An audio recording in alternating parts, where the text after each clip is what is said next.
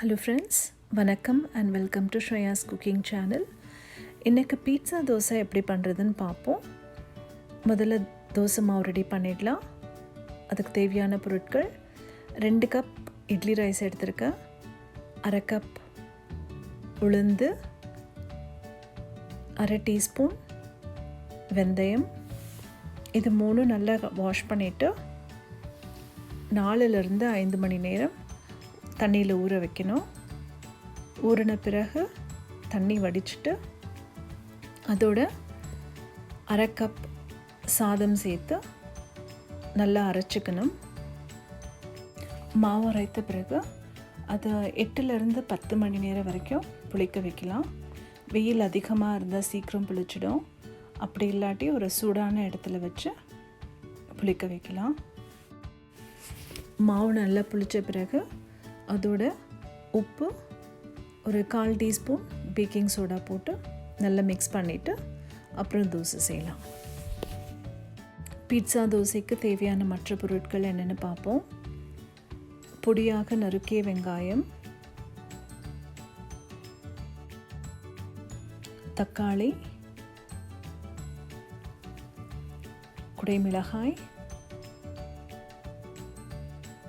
Mushroom, பாலக்கீரை,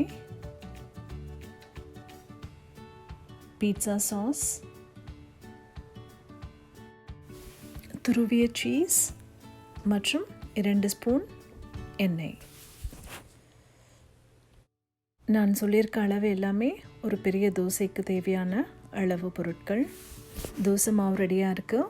முதல்ல தோசைக்கல்லை சூடு பண்ணிடலாம். தோசைக்கல் சூடான உடனே தோசை ஊற்றணும்.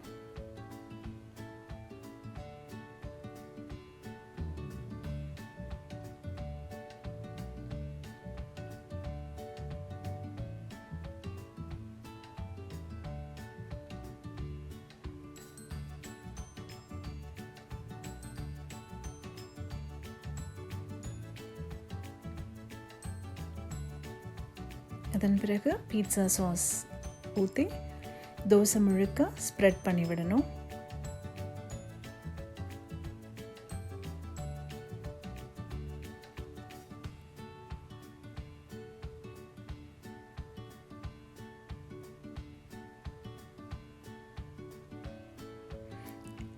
பிறகு கட் பண்ணி வச்சுருக்க எல்லா வெஜிடபிள்ஸையும் ஒன்றுனா ஆட் பண்ணிக்கணும்.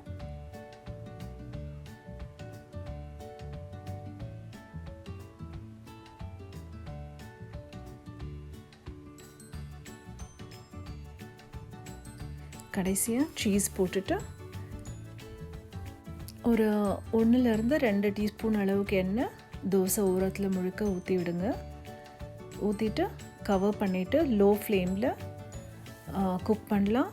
அப்போ தான் அந்த காயும் வேகும், சீஸும் கரெக்டாக மெல்ட் ஆகிருக்கும்.